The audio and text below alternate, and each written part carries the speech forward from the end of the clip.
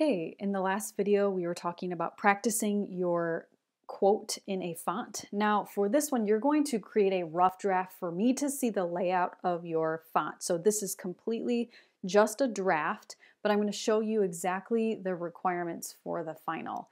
And you'll eventually take a picture of your draft and turn it in. So to decide on your layout, you will have a border, your chosen font, and imagery that goes along with your quote. So this is a good example. It's pretty rough. This can be really rough. I just need to see the basic layout.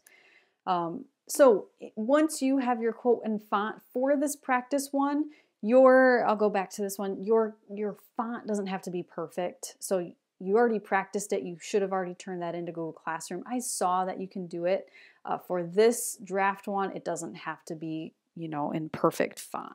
So after you have your quote and font, you need to decide on a border for your design. So you will have a border, so basically something outlining your quote, and your border must include a Celtic knot in some way. So for example, this one has the Celtic knot that you practiced. It's the first Celtic knot, except she just kept going.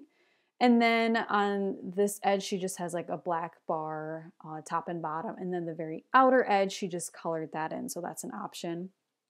Here's some more Celtic knots and borders. So if you find something online that you like better that wasn't one of the Celtic knots that I had for the practice, that's fine. You can use that. So these ones have Celtic knots in all four corners. You can do that, or you can do something like this, which is more asymmetrical. So maybe just two Celtic knots in opposite corners, or maybe you just even have one. But overall, you need a border and then at least one Celtic knot somewhere in your border. Some more border examples. This person used a river because it went along with the theme of their quote, and they have one Celtic knot in the corner. This person just did simple lines with one Celtic knot up here. This person needs more detail, so there's not enough of a border, but I just wanted to show you all four of these Celtic knots that they put in the corner. Obviously not the neatest example. And then here's that asymmetrical option that you could do as well. This one's pretty simple as well. Next, so you will choose your border. You've chosen your font, your quote, everything. Next, you are going to choose imagery. So this is going to, you're going to have 3 images that go along with the theme of your quote. If you don't have something super clear, this can just be kind of representational. So if your quote is about love and there's not clear pictures, you can use a beating heart or something like that. But you have to choose 3 images total, and you want these images interacting with your border in some way.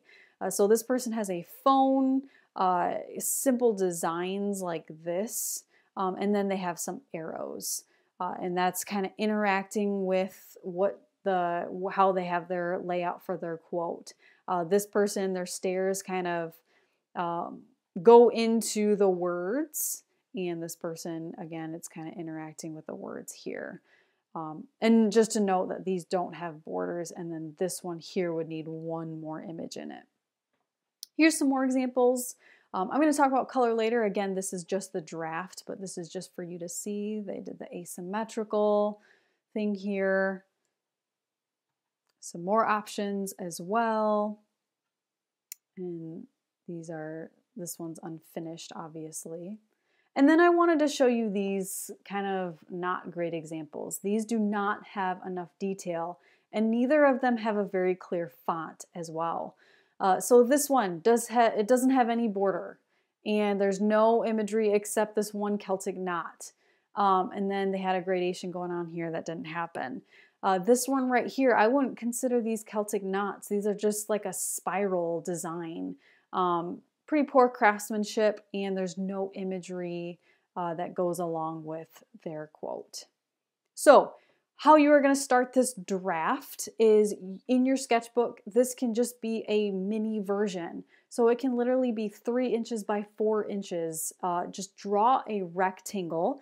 And again, your quote, you can have it either landscape or portrait, doesn't matter, but just draw a mini version. So in this mini version, you're going to write out your quote or font. Again, it doesn't have to be perfect. This can just be a rough idea for me to see your layout.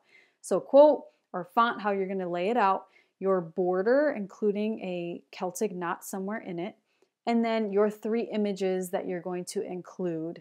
And then you don't have to use color for this. I just need to see it in pencil, and this is required before you start on the final.